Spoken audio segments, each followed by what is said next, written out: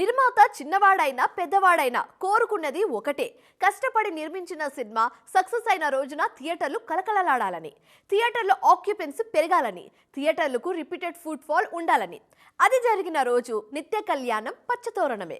పరిశ్రమ 10 కాలాల పాటు పచ్చగా ఉండాలంటే ఈ మాత్రం కలకలలు తప్పనిసరి.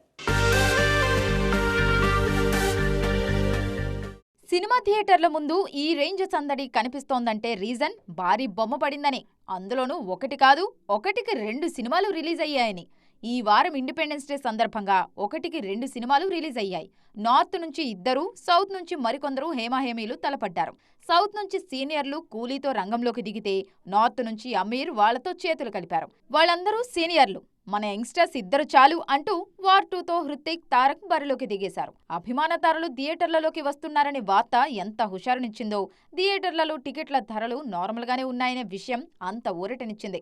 అందుకే బ్యాక్ టు బ్యాక్ 2 సినిమాలను చూడ్డానికి వెనుకాడలేదు చాలా మంది. సినిమా పరిశ్రమ కళకళలాడాలంటే థియేటర్లలో ఆక్యుపెన్సీ కంపల్సరీ. అది జరగాలంటే క్వాలిటీ కంటెంట్తో పాటు టికెట్ల ధరలు కూడా సామాన్యులకు అందుబాటులో ఉండాలి. అప్పుడే రిపీటెడ్ ఫుట్ ఫాల్స్ ఉంటాయి. జనాలు థియేటర్లకు వెల్లువెత్తుతారు. వారం పొడవునా థియేటర్లలో జనాలుంటే నిర్మాతలే కాదు, థియేటర్లను నమ్ముకునే రంగాలన్నీ కళకళలాడుతాయి అన్నది అందరూ ఒప్పుకునే విషయం.